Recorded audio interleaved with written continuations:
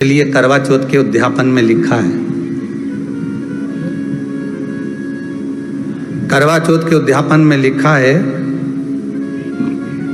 आप लोग करते होगे ना करवा चौथ का व्रत, उसका जब उद्यापन होता है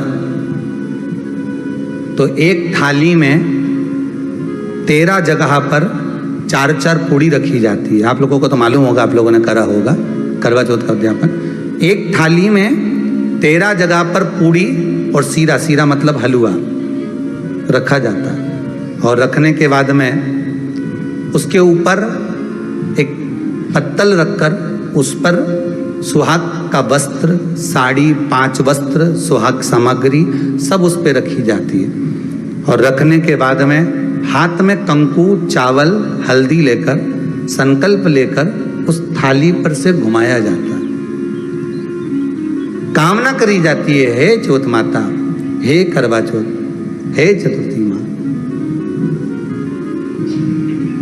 मेरे जीवन में मैंने आपका व्रत करा है, मेरे इस व्रत को स्वीकार करना, मेरा सौभाग्य का, मेरा मांग का सिंदूर, मेरी भाल की बिंदी, मेरे हाथ का चूड़ा, मेरी पाँव की बिछोड़ी, इसको अमर करना माँ।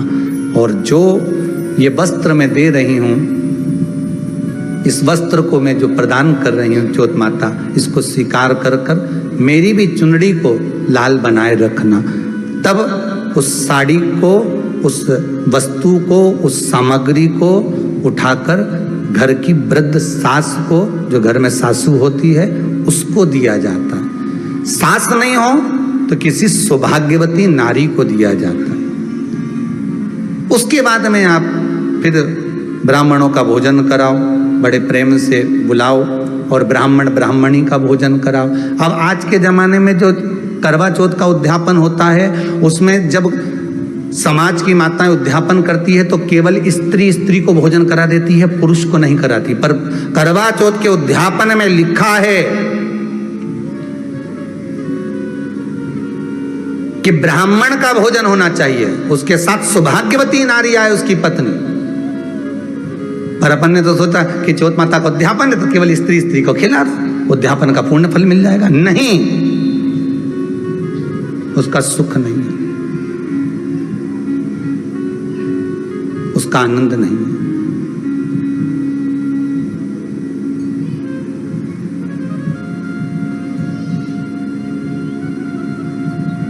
और देने का भी फल है महाराज।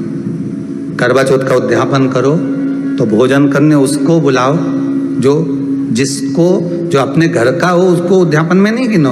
अपने घर के लोगों तो वैसे ही भोजन करेंगे, घर का व्यक्ति तो वैसे ही भोजन करेगा ना। पर अपन ने उन्हीं को गिना, ने हमारी बड़ी जीजी के गिन लो, ने छोटी जीजी गिन लो, ने भांजी के गिन लो, ने उसके गिन लो, ने उसके गिन लो, ने 13-14 ऐसे ही इकट्ठा कर लिया। मैं साहब ये अपने इकट्ठे हो गए, ये तो अपने हो गए। ये तो तुम उद्यापन करोगे तो घर में इनको तो जिमाना ही पड़ेगा, क्योंकि तुम्हारे रिश्तेदार हैं। दूसरे को जिमा कर जब हम दान देते हैं, दान उसको लगता है जो दूसरे को दिया गया। कई लोग कहते हैं हमने बहन बेटी के दे दिया, तो बहन बेटी क्या दान लेती है? किस पुराण में लिखा है कि बहन बेटी दान लेती है? हमको वो भी बताना कि बहन बेटी दान लेती हो, क्योंकि बेटी तो खुद कन्यादान में जाती है। बेटी का कन्यादान होता है, वस्तु का दान नहीं। बेटी खुद दान में दी जा रही है, कन्यादान में।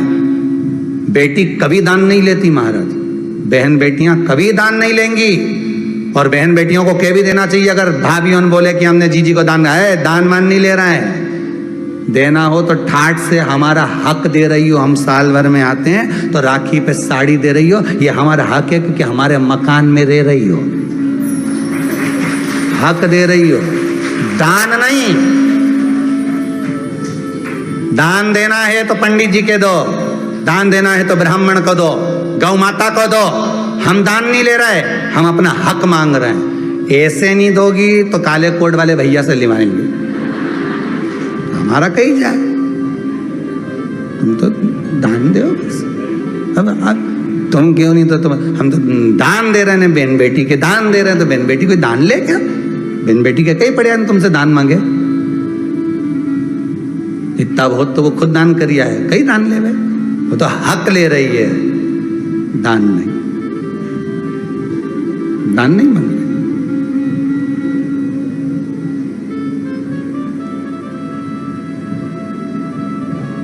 अब